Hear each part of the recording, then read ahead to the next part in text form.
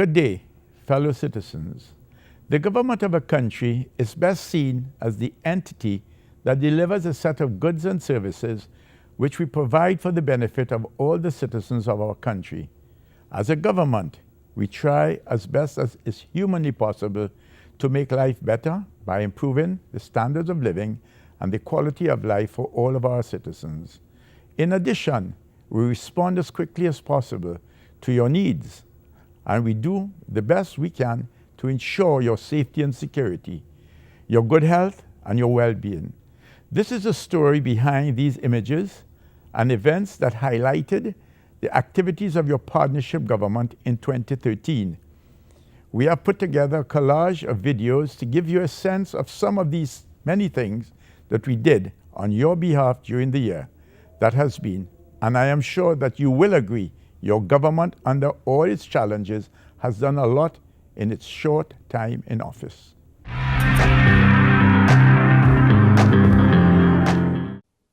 Trinidad and Tobago can look forward to a society that not only looks after its own, but displays the respect that every human being deserves.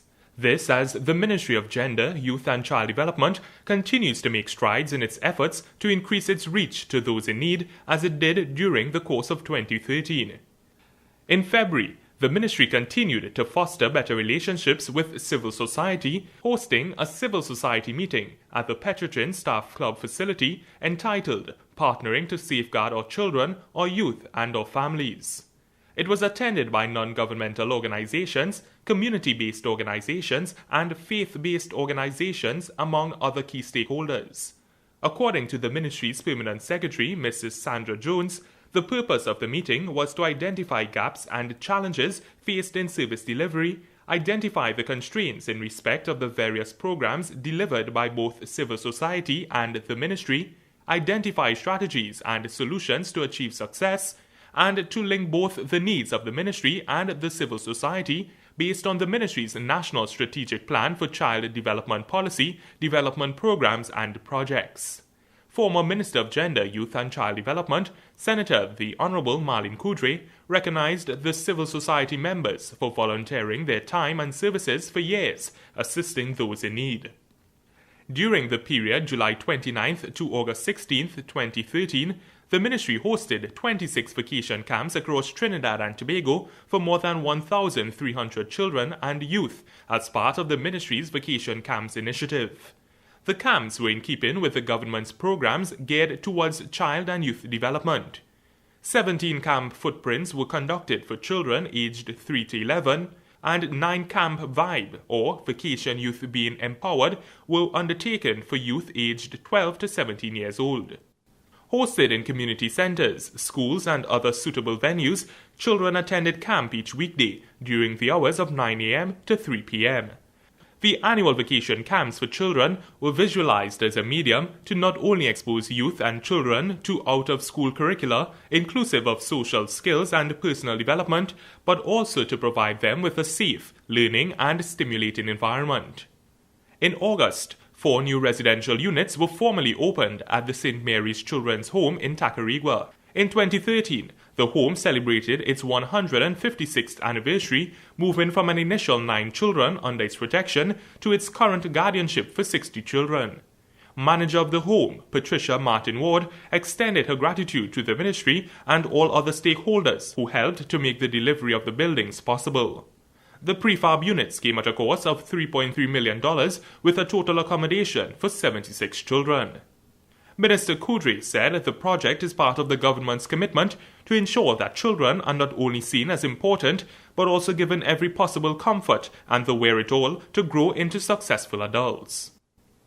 She said her ministry is in the process of finalizing a plan that will see infrastructure for children's homes across the country vastly improve, while seeking out ways in which it can contribute to the homes meeting a strict international standard. The Ministry of Gender, Youth and Child Development commemorated International Youth Day 2013, which took place on August 12th, with the hosting of the National Youth Awards 2013 at the Hilton Trinidad and Conference Center. In 2013, a total of 94 nominations were submitted to the National Youth Awards Judging Committee, which comprised 6 judges. Legal consultant at the Ministry of Gender, Youth and Child Development, Gayatri Pagas, who also sat as chairman of the judging committee, said the nominations were of high quality and all nominees scored either excellent or very good in the marking process. The youth awards were given to persons in the 12 to 17-year-old and 18 to 29-year-old age groups of each category, and there were even special awards. Minister Kodre gave the commitment that a lot more work will be done in developing the nation's youth and harnessing their abilities. In September, Minister Clifton Dikoto took over the ministry and is continuing the fight for the nation's children and youths and those who continue to search for a voice. In 2014, citizens can be sure of continuity and even some new initiatives under the Ministry of Gender, Youth and Child Development. The Traffic Warden program remained one of the Ministry of Transport's most successful initiatives in 2013. In addition to providing a sense of security, the frequent patrols of traffic wardens also provided the much-needed monitoring of the nation's roadways, ensuring that lawbreakers were penalized and accidents were prevented. But there were also other successes. One such success was back in September when the black band maxi taxi drivers of Princestown were promised a new hub for plying the Princestown-Morugo-Rio Claro route. For years, the drivers had to do without proper facilities as their car park was said to be too small. But then Transport Minister Chandra Sharma met with the drivers together with the Route 2 Maxi Taxi Drivers Association in an effort to better understand their conditions and see how best the ministry would assist. Minister Sharma told reporters plans were afoot to establish a central hub where an office, a training facility and a cooperative could be set up. Chairman of the Princestown Regional Corporation, PTRC Ramraj Harprasad, also met with the association to discuss the way forward. He said the PTRC would assist in alleviating the cramped-up space the drivers faced for so long. We started to look at developing this said place where we stand here today into a multi-story car park, and we would have had diversions through the water lane, which is, as you may know, is at the northern area of this car park, so that we would have this area well equipped to handle maxi taxis, as well as buses of medium-sized nature. And that would take care of our cramped space here and also of the hectic traffic situation that we have here. The current Princestown Maxi Taxi Drivers Association consists of approximately 165 members. Another major initiative of the ministry was taking public transport to every community across Trinidad and Tobago. The then Transport Minister Chandra Sharma said provision of transport services fell into government's wider picture of decentralization of public services. While transport services provided such as the water taxi and buses were heavily subsidized, the former transport minister had said that partnering with the private sector had already commenced and they were looking to expand this initiative. We have indicated that the water taxi is being subsidized by close to $50 million per year. The big question is, can the state continue? Can the taxpayer continue? That's always a challenge, because can this $50 million be better spent? And that is something we're always exploring, so that a number of things will happen. We don't want to do away with the water taxi, but we want to make sure that we get value, money for value for money. We keep exploring that. Certainly there would be the opportunity for private sector to get involved as well, and they already do. The maxi taxi, we work closely with the associations. There are approximately 5,000 maxi taxi in this country, and they do a very, very good service. They're managed by 5 maxi taxi associations with a national body. So we meet with them frequently. Now to one of the most successful programs to come out of the Transport Ministry, the Traffic Warden program. In 2013, several batches of traffic wardens graduated and were dispatched to various boroughs and cities around the country. Speaking at the final graduation ceremony for 2013, the Honourable Stephen Cadiz, Minister of Transport, noted that governments must always find ways to keep citizens safe and ensure law and order is upheld. He said as a small country, Trinidad and Tobago had over 700,000 vehicles, and managing that many vehicles was very difficult. The minister also spoke of the alarming number of road fatalities in the country and noted this as chief among the reasons for government introducing traffic wardens. Therefore, it is the responsibility of a government to ensure that if you're going to be driving a motor car, if you are in fact going to get your license, then this responsibility comes with it. And that is where the traffic warden division comes into play, to enforce that, to ensure that people are always reminded constantly of what their responsibilities are. Minister Cadiz had told the new batch of traffic wardens that they had their work cut out for them. You have a huge task ahead of you to ensure that we cut that the road fatalities, that is reduced greatly, that the 30,000 accidents that are recorded every single year, that again that is reduced. The whole issue of traffic and how we and clogging the streets. I mean, I was late and I do apologize. I should have apologized first, but I took nearly an hour and a half to come from Port of Spain this afternoon. So it just goes to show that with a properly managed system, everybody benefits from that.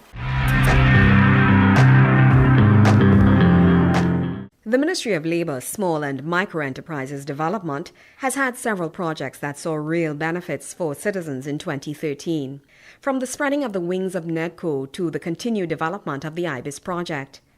Minister of Labour and Small and Micro Enterprise Development, the Honourable Errol MacLeod, says initiatives are being put in place to encourage entrepreneurship and micro and small enterprise development.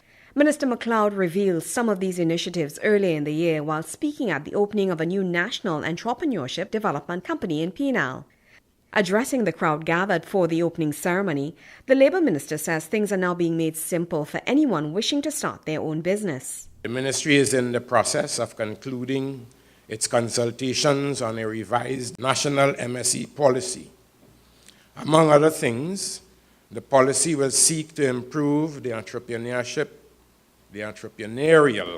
climate by simplifying procedures and providing support services for those interested in starting their businesses.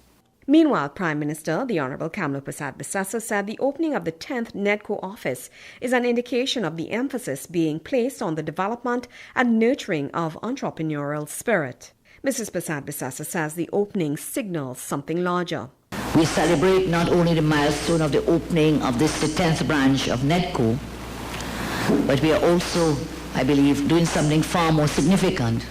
We are establishing the first community empowerment through Enterprise Development Center, a community-based business incubator, and more so, I anticipate that today's launch has the potential to help stimulate our economy by encouraging and supporting entrepreneurial initiative and innovation. Mrs. Persad-Bissessar says the government recognizes the important role that entrepreneurial activity plays in the diversification of the economy. Hence, she emphasizes the importance of encouraging entrepreneurship at every level.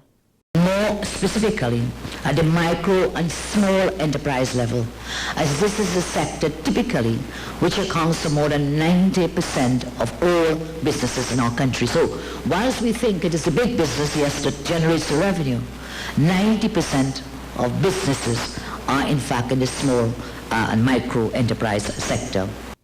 And later in the year, the Ministry of Labour and Small and Micro Enterprise Development, through its National Integrated Business Incubation System, IBIS, ensured that the development of the business sector starts with creating and expanding the economy through innovative business. The ministry also ensured the equipping and training of upcoming entrepreneurs for the business world.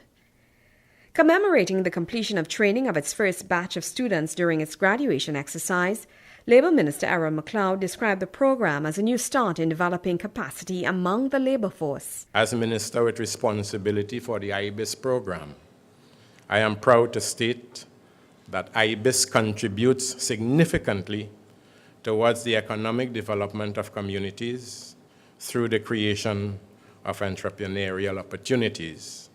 the development of business by facilitating entrepreneurial skills development and support, as well as creating marketing and financing networks. According to the minister, the skills acquired will assist in starting their own business to manage and operate it long term. During the training period, participants were exposed to topical areas such as conducting a feasibility analysis, basic information technology skills, creativity and innovation, creating a financial plan, developing a business plan, and an operational plan. Additionally, the participants gained valuable information on personal competency, self-awareness, time and stress management, team building, and leadership skills. The Ministry of Labour and Small and Micro-Enterprise Development is the government's implementation arm for the national strategies and realization of the goals, objectives for the labour sector. Influenced by regional, hemispheric and international obligations, the work of the ministry is multidimensional in its approach as it aims for the continuous encouragement of a sustainable, productive and stable industrial relations climate in the workplace. Its mission is to facilitate an enabling environment that supports employment creation, sustainable enterprise development, and employee well-being in a safe, peaceful, and productive work environment. The ministry's vision is to be the leader in promoting entrepreneurship and decent work for all.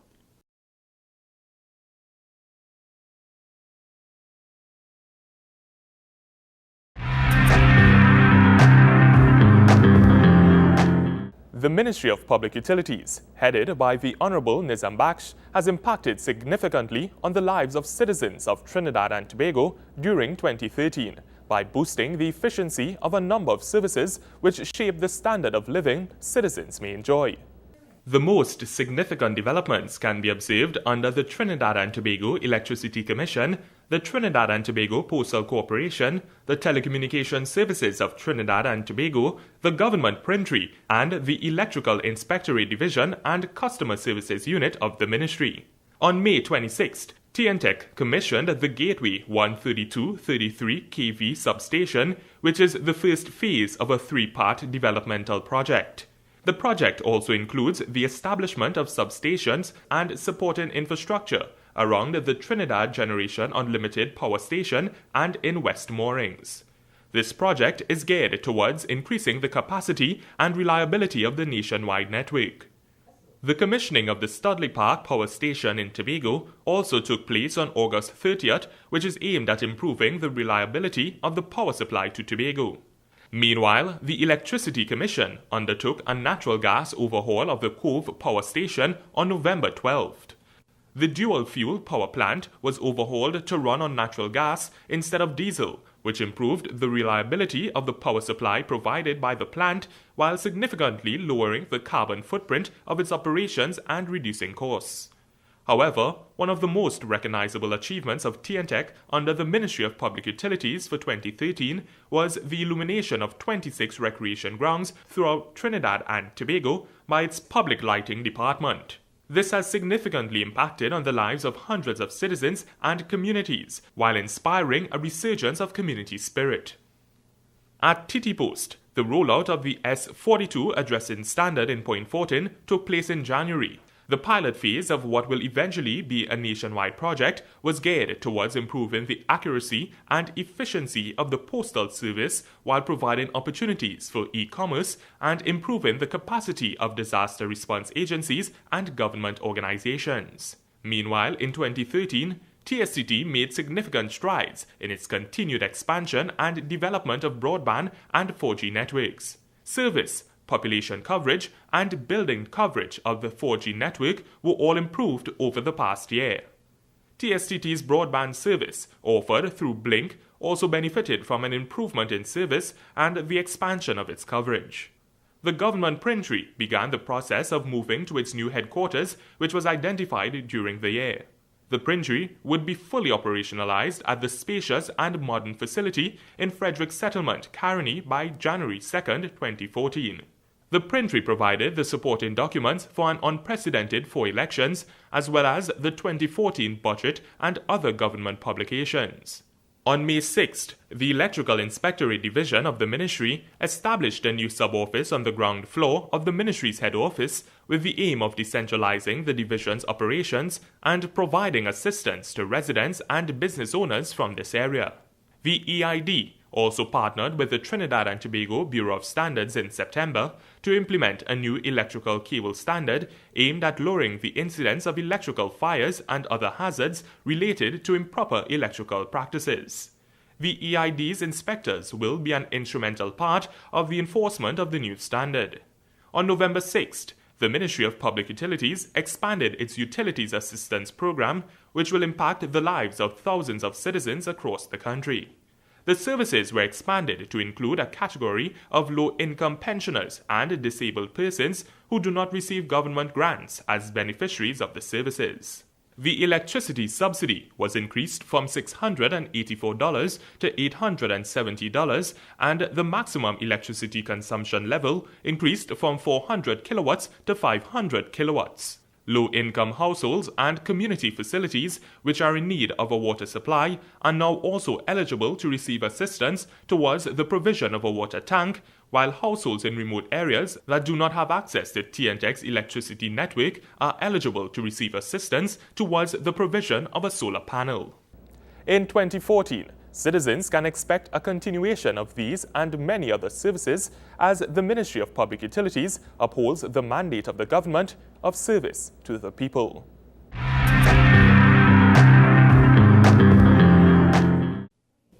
The Ministry of Works and Infrastructure saw more than its usual traffic this year. Construction works and upgrades took place on most of the major highways in the country. We begin with the extension of the Solomon Hochoy Highway onto Debe. This was just phase 1 of the project leading into Point Fortin. It is one of 10 segments along the highway and consists of 4 kilometers of roadway. The project, which was described by the Honorable Kamla Persad-Bissessar, Prime Minister of the Republic of Trinidad and Tobago, as massive, was the first of its kind in Trinidad and Tobago. Its engineering and technology met international standards.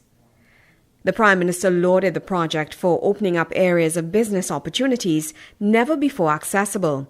She said the extension will expand business in the Southern District. Opportunities. What it will do is to open up centers of business, of entrepreneurship all along this highway. At every intersection, land prices will go up. Business will flourish and grow every step of this way. Construction of the highway, undertaken by Brazilian contractor OAS, commenced in March 2011 and was supervised by the National Infrastructure Development Company, NIDCO. The new 4 lanes of highway with north and southbound carriageways are separated by a grassy median and are just about 4 kilometers of roadway. Technology used in the building of this landmark utilized new technology through the materials used to adapt to the terrain. For students in Trinidad and Tobago and professionals alike, the project served as a learning lesson for locals in the industry. When we launched this project and we had our first meeting under my watch, because there were many before, with the people at Debe High School, I said we are coming to ask you permission to pass. We are coming to ask the people permission to pass. Permission to allow us through your neighborhood to bring this project to you and through you to others. And I repeat again today that we ask all those who are along the way for your continuing forbearance, for permission to pass so that the highway can continue serving the people of South Trinidad on its way to Point Fortin. Engineering designs were undertaken with the sole aim of making easier access to the Solomon Hochoy Highway for residents and businessmen in the area, as turnoffs were built at the Papari Road and Duncan Village, and comes to an end where motorists can turn right to head to La Romaine and left, which will take them to the Debe Wholesale Market from the southbound lane. Rodrigo Ventura, superintendent at Constructura OAS Limited, in giving an overview of the project, said completion and sticking to dates were key to getting the job done, while providing quality for the citizens of Trinidad and Tobago. Our completion date is scheduled for 2015. We are working hardly were working 7 days a week to achieve this goal. In another part of the country, commuters were gearing up for much-needed relief from the daily terror of traffic. The area was east along the Valencia Main Road. The Ministry of Works and Infrastructure began constructing the new bypass road to alleviate traffic woes. The creation of the new road passed through the Aripo savannas. Line Minister Dr. The Honorable Surajratan Rambachan at the time said construction was expected to take 8 months for completion at a cost of $100 million. The project is estimated to cost approximately $100 million. And as you saw, it will involve the upgrading of Silica Road, Barbuda extension, and then there's also the Aripo West and Aripo East aspects of the project. The construction of the road would be executed in 3 phases. Phase 1 would be the rehabilitation of Barbuda extension and will include construction of concrete drainage channels. In Phase 2, Silica Sands Road would be rehabilitated and widened to include 2 lanes and shoulders. The final phase would be construction of the new roadway that would take commuters to the Eastern Main Road after Valencia Junction. Project engineer at Pure Program for Upgrading Road Efficiency, Hayden Canute Phillip, explained how construction would be undertaken. The new roadway construction, which will take place from here and head east, has been split up in 2 areas. It's basically a Aripo East and a Aripo West. Right? This is all virgin territory, so we'll be clearing and grading the existing terrain. There'll be brand new road construction, again, 2 standard lanes and shoulders, and we'll also take into account drainage. With respect to the bridges, the Valencia bypass bridges themselves will be 2 reinforced concrete bridges, the largest being 25 meters in span and the smallest being 15 meters. A technique will be used for continuous flank watering, including construction of the piles. Both bridges, again, will be able to contain 2 lanes of traffic as well as shoulders. Minister Rambachan explained the need for supporting infrastructure that takes into consideration hydraulic factors preventing any flooding in the area, as well as stabilization to prevent any tectonic movements in the earth. The pavements indicate that there's some land movement taking place there. So there has to be stabilization of that area and not just the milling and paving of the road. The whole area has to be stabilized. So sometimes you look at a project and you say, boy, 1.2 kilometers of roadway and it costs $5 million. And you wonder why. Well, there's several reasons for it. When you go to do a piece of work like that, you have to decide how deep you're going to cut to mill. Is it 2 inches? Is it 6 inches? What is the condition of the sub-base of the road? Do we have to do the sub-base and so on? So it's not as simple as I'm simply saying just repave the road. That is why we had to repave the road every 18 months, because we were not taking the time to do the kind of technical study and decide what has to be in order to ensure that these roads will last. Construction of the Valencia Bypass Road commenced on October 30th, 2013. Over at the Orapun Housing Development, it was not a road but a walkover that the community needed, and that they got. Construction of the walkover was direly needed, as often residents attempting to get to one side of the highway ran across the 6 lanes of high-speed traffic, endangering their lives. Works and Infrastructure Minister Surajratan Rambachan, in opening the crossover, urged the residents to make full use of it. The overpass was built and designed by Pure, Program for Upgrading Roads Efficiency. It was 6 meters in height with 75 meters of footpath. Minister Rambachan said a bus shed would also be installed to cater to the elderly. I have asked my colleague, Mr. Hayden Phillips, to do one more thing for me, which is to build 2 sheds, like bus sheds on both sides of the walkway, so that people who are waiting for transport will be able to access transport, and especially the elderly people will have a place to sit while they wait for transport. If those bus sheds can be built in a way to accommodate a toilet facility, it will also be greatly appreciated if that can be added to it, so that we'll have a sort of complete facility on the site. The other thing that we are looking at, it has been done before, but we are looking at it again, is that elderly people, yes, may have a little difficulty climbing the stairs, so we are looking in the future designs to put in an elevator on both sides of the pedestrian walkway, which can be used to access. MP for the area Legal Affairs Minister Prakash Ramadas said the long-awaited bridge cost far less than originally budgeted for, as the ministry ensured value was given for the works. The original estimates was for $10 million. And working with a renewed vigor and sense of value for money, and getting away from the belief that government funds are unlimited and it is about profits for contractors, I'm delighted to have learnt that that figure had been cut to far less than half of what was originally estimated. Let us understand what that means. That if in fact it would have cost 10 million, and then it turned out to have cost less than 5, I think it is $4 million. Instead of one, some other community could possibly benefit from another pedestrian overpass. And that is a value to me, being in politics, to cut out the fat, to cut out wastage, to ensure that the community truly gets value for money. As the year came to a close, the rainy weather had temporarily disrupted works to the Calcutta Bridge, which is currently under construction at Balmain Couva. This prompted a visit by Dr. the Honourable Surajratan Rambachan and Member of Parliament for the Couva South area, Rudy Indar Singh. The two visited the construction site to get a first-hand look at the Pure project, after residents expressed dissatisfaction with the time it was taking for the bridge to be completed. But despite the rains, the Honourable Minister said he was optimistic that the Calcutta Bridge at Balmain Couva would be completed by its projected date of March 21, 2014. And even as the contractors noted the weather disruption, the minister called for expediency, stating that any delay would be a further inconvenience to residents of the area. Meters are upset at the length of time we are taking. Well, the good news is that Trintaplan will work through value engineering to make sure that the price is within what we have budgeted for the bridge. And that's what we are doing on all our jobs, avoiding cost overruns altogether.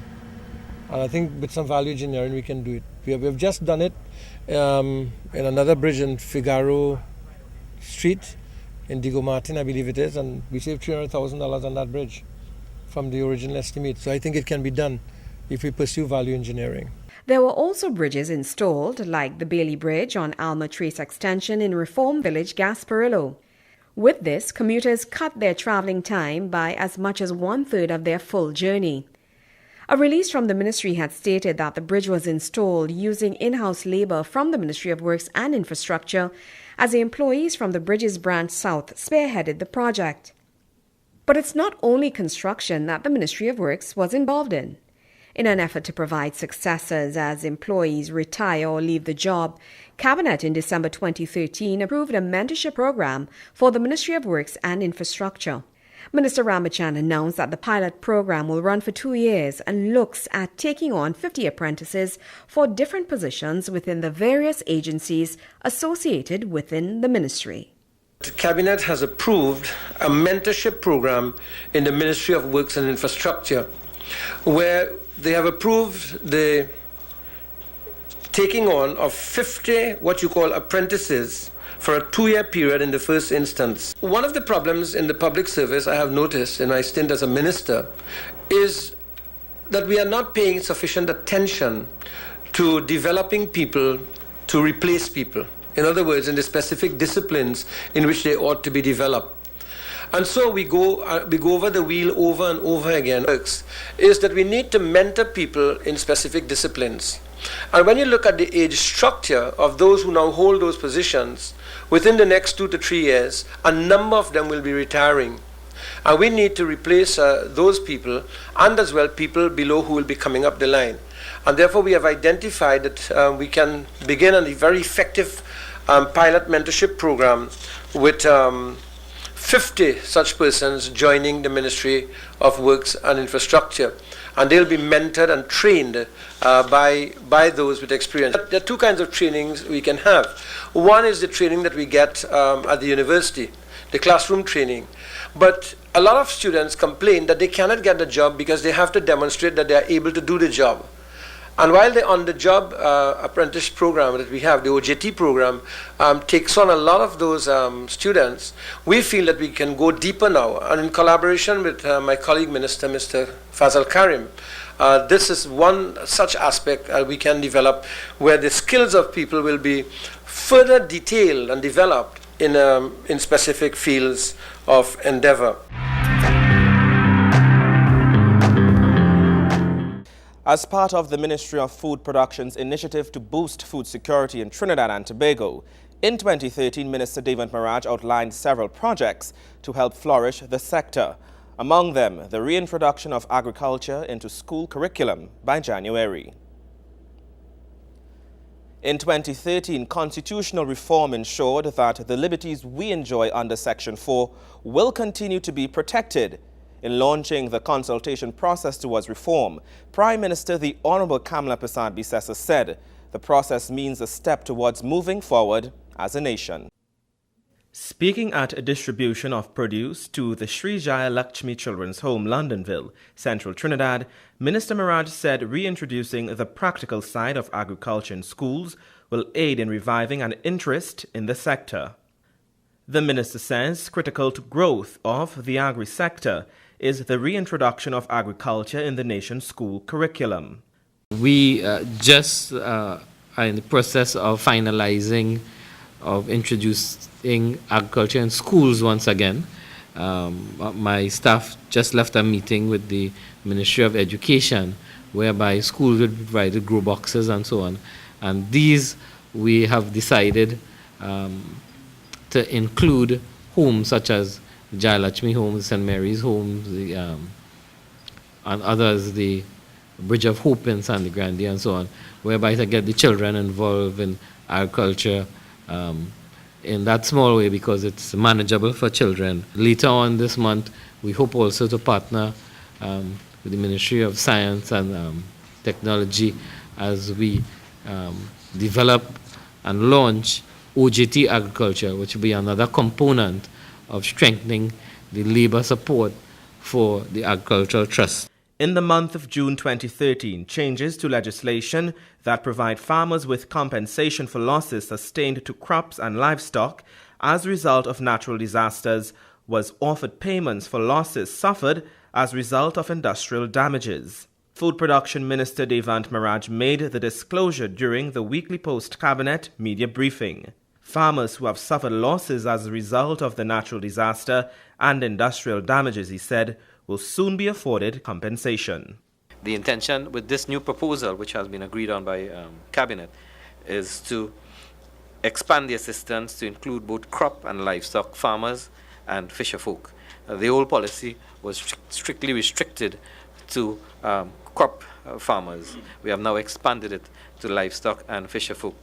The purpose is really to assist the farmer fisherfolk to recommence their farming or fishing operations after a flood or natural disaster. And we must clearly put out that this assistance is not a right of the farmer or fisherfolk. It is an option of the Ministry of Food Production to be exercised on a case-by-case basis. In July, plans to boost the root crop industry in Trinidad and Tobago and reduce its dependency on importing this commodity came on the cards. It came on the heels of the minister making announcements earlier this year to reintroduce the local production of rice by resuscitating rice farming on 300 acres of land in Plamitan. Food Production Minister Devant Maraj, in outlining the plan, says this includes the development of new varieties of cassava and working together with research entities in rolling out this crop with high yields. The use of root crop on-farm field demonstration plots as practical teaching sites for the extension officers as well as farmers using the farmer field school methodological approach. In addition to these main areas of focus, the Ministry of Food Production will also be addressing the identification and selection of the appropriate machinery for the increased mechanization, post-harvest technology, which will include the provision of cold storage facilities, promote further development and the commercialization of value-added products, train personnel and officers, further conduct a promotional campaign encouraging eat local as cassava and sweet potato in all different forms, and preparation of a root crop industry strategic 10-year plan. Meanwhile, Minister Maraj said a decision was taken based on analysis to revise the rebate issued to local dairy farmers. He says this comes as it looks to ensure local milk producers are given a fair chance in the market. The benefits of the new protocol include clear standards are now available for all processors to qualify for the administration of the milk rebate. All qualified milk processors are now eligible for administering the milk rebate. A level playing field is now set for all processors to purchase milk from farmers. More efficient delivery of the milk rebate, as farmers have a wider choice of processors to sell their products. A stimulus to the development of the dairy sector, as the rebate to farmers will be more readily available. A stimulant to the development of the meat industry, as increased meat production goes hand in hand with an increase in the dairy industry. An increase in agribusiness, as more entrepreneurs would be encouraged to go into downstream industries of milk, including the production of pasteurized milk, cheese, yogurt, ice cream, and so on. In 2013, the Ministry of Foreign Affairs played a crucial role in facilitating a number of historic events for Trinidad and Tobago. These included receiving President of China, His Excellency Xi Jinping, U.S. Vice President Joe Biden, and numerous regional heads of government, as well as the signing of several bilateral and multilateral agreements and the facilitating of local missions to a number of countries. Minister of Foreign Affairs, the Honorable Winston Ducaran, received His Excellency Francisco Alvarez de Soto, Vice Minister of Foreign Affairs of Panama, during a courtesy call on January 9th at the Ministry of Foreign Affairs. Discussions centered on the relationship between the Republic of Trinidad and Tobago and Panama and the need to strengthen ties between both countries. The ministers also spoke on issues of interest to both countries, such as trade, financial and political commitments, and collaborating on future agreements. This paved the way for a number of developments between both countries during the year. On January 14th, Minister Ducaran led this country's delegation to the 31st meeting of the CARICOM Community Council of Ministers in Georgetown, Guyana. The CARICOM Community Council of Ministers is the second principal organ of CARICOM and is responsible for the examination and approval of the budget of the community, the development of community strategic planning, and coordination in the areas of economic integration, functional cooperation, and external relations of the community, in accordance with directives issued by the Conference of the Heads of Government. The Community Council also functions as the preparatory committee for meetings of the Heads of Government. At the meeting, ministers considered issues for inclusion on the provisional agenda and arrangements for the 24th intersessional meeting of the Conference of Heads of Government, which was held on February 19th and 20th in Haiti. On February 25th and 28th, the ministry hosted its Heads of Missions Conference at the Hilton Trinidad and Conference Center. The HOMC 2013 was aimed at strengthening and advancing the formulation and implementation of the foreign policy objectives of Trinidad and Tobago through the Ministry of Foreign Affairs and the Trinidad and Tobago Overseas Missions. The theme for the conference was the new role, challenges, and prospects of small states in advancing their strategic interests in the international system, learning together. Heads of mission, consuls general, heads of departments, and sections of the Ministry of Foreign Affairs and representatives from civil society were invited to the HOMC. In March, Minister Ducaran led this country's delegation to the Conference on Sustainable Development in Latin America and the Caribbean, follow-up to the United Nations Development Agenda Beyond 2015 and to Rio +20. The conference was hosted by the Economic Commission for Latin America and the Caribbean in Bogota, Colombia.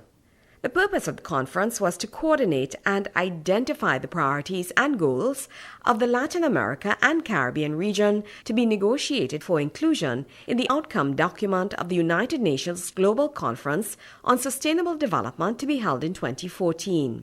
On April 2nd, the United Nations General Assembly adopted by an overwhelming majority of votes the Arms Trade Treaty, which has as its central objective the establishment of the highest possible common international standards to regulate the international trade in conventional arms. Trinidad and Tobago was among the 155 member states which voted in favor of the adoption of this landmark instrument. Minister Ducaran emphasized that the government of Trinidad and Tobago would have taken all necessary steps to sign the treaty when it opened for signature at the United Nations headquarters in New York on June 3rd, and to address all issues relating to Trinidad and Tobago's ratification of the ATT at the earliest opportunity. When the treaty opened, Minister Dukaran did in fact sign it, and then on September 25th, Prime Minister Kamla Persad-Bissessar deposited the instrument of ratification of Trinidad and Tobago to the Arms Trade Treaty at the 68th United Nations General Assembly.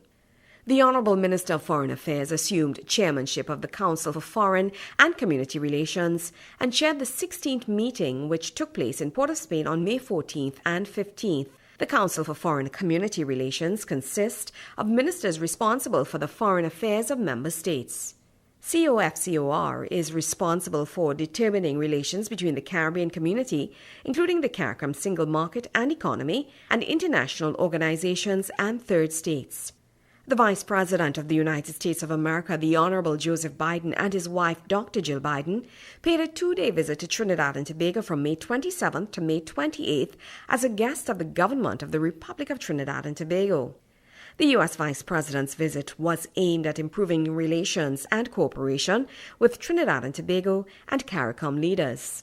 Discussions circled on matters related to, inter alia, regional security, trade, human and social development, and energy. It was anticipated that the meeting with the Vice President would serve to lay the groundwork for robust cooperation during the administration's second term. On the heels of this, Trinidad and Tobago welcomed His Excellency President of the People's Republic of China, Xi Jinping. He paid a state visit to this country from May 31st to June 2nd. It was a highly anticipated visit, as it was the first time a president of China visited the English-speaking Caribbean.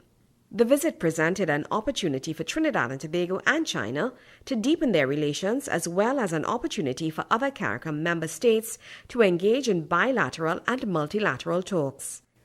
On July 4th, Trinidad and Tobago hosted a reenactment of the signing of the Treaty of Chaguaramas. Regional leaders converged in Trinidad as it took part in the reenactment, thereby reaffirming their unity 40 years since the initial signing. The treaty also established the Caribbean Community, including the Caribbean Single Market and Economy, replacing the Caribbean Free Trade Association, which ceased to exist on May 1, 1974. In August, Trinidad and Tobago and the Republic of Guatemala signed 4 agreements that would deepen ties between both countries significantly.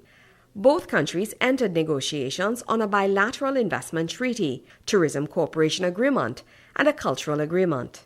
During further bilateral exchanges, the Embassy of Guatemala submitted a draft copy of a Memorandum of Understanding on consultations between the Ministry of Foreign Affairs of Trinidad and Tobago and the Ministry of Foreign Affairs of Guatemala. On October 3rd, Minister Dukaran and His Excellency Ricardo Quijano Jimenez, Panama's Minister of Commerce and Industry, formally signed a partial scope trade agreement between the two countries in the presence of His Excellency Ricardo Martinelli Berrocal, President of the Republic of Panama, and Prime Minister Persad-Bissessar in Panama City, Panama.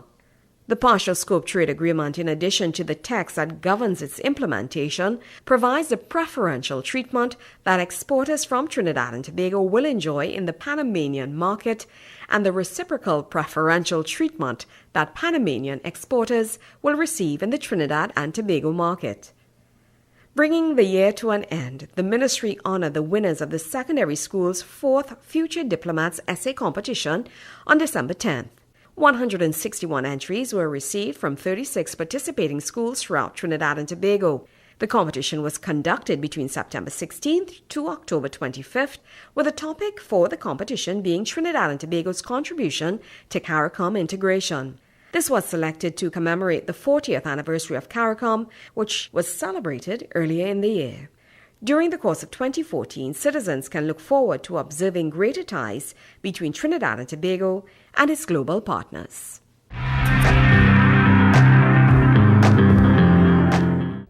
Trinidad and Tobago saw unprecedented development in 2013 as the country became recognized as a developed nation by the Organization for Economic Cooperation and Development, OECD.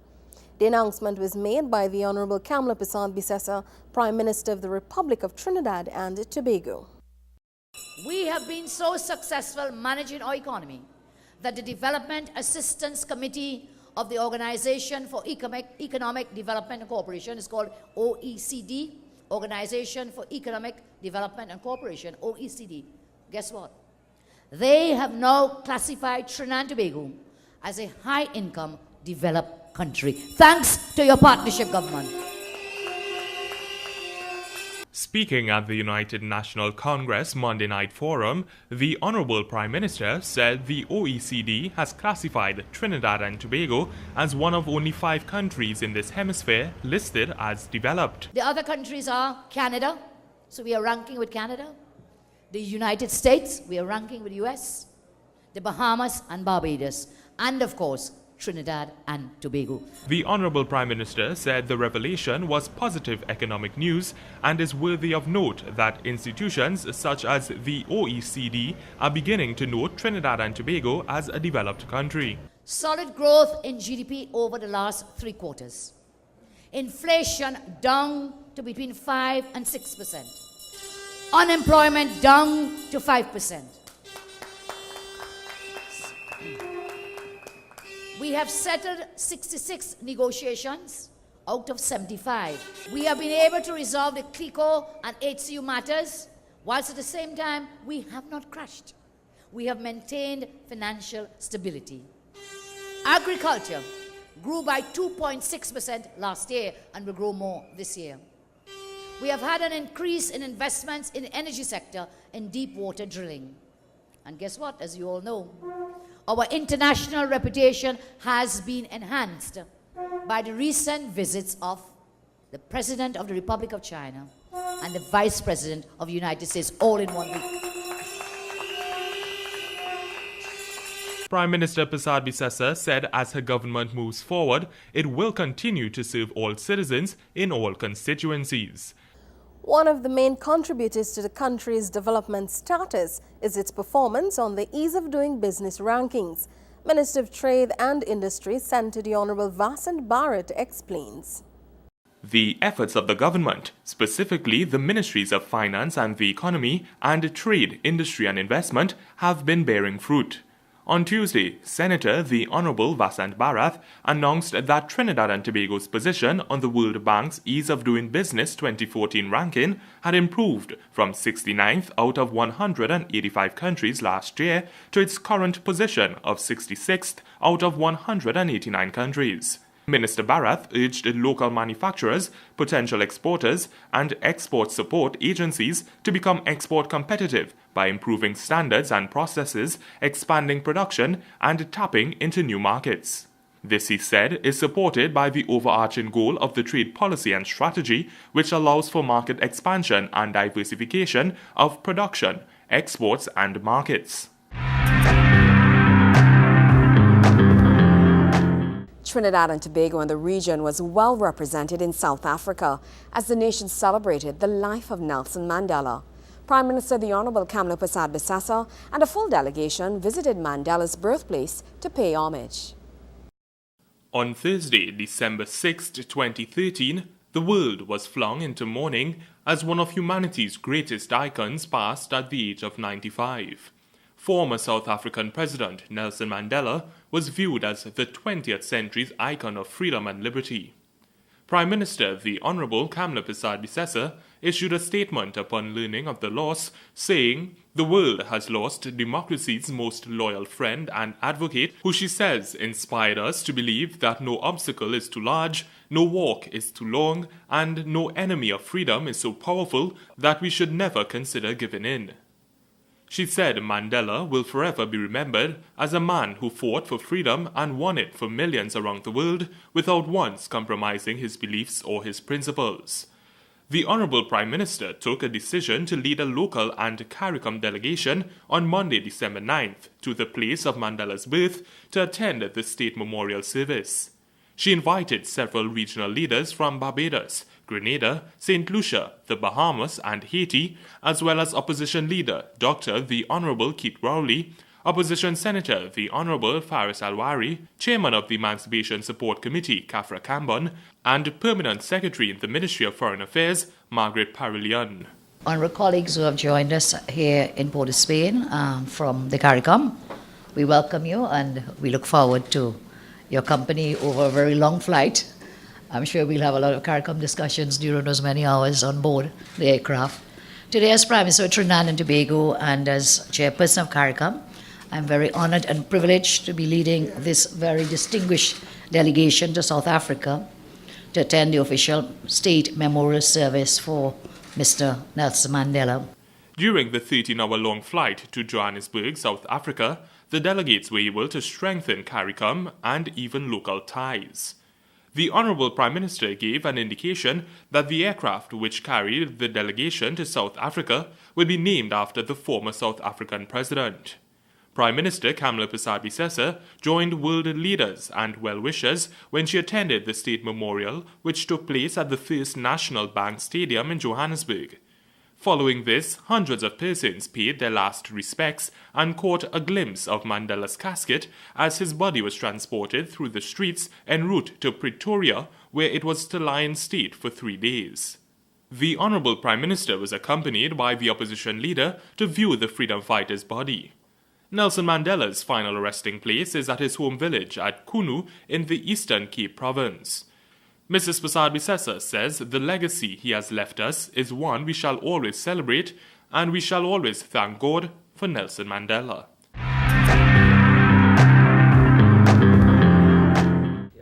Fellow citizens, the past 3.5 years have been the platform for our goals of sustainable development. In the year 2014, we will accelerate our development efforts, and the culmination of the remaining projects that we identified for action when we took over the reins of government in 2010. We want and we will provide only the best for our people of Trinidad and Tobago. I can tell you in all honesty that the best is yet to come and will come in 2014. I thank you for this opportunity to share these facts, and let me wish you and your families a peaceful, pleasant, productive, and prosperous New Year. Thank you very much, and may God bless our nation.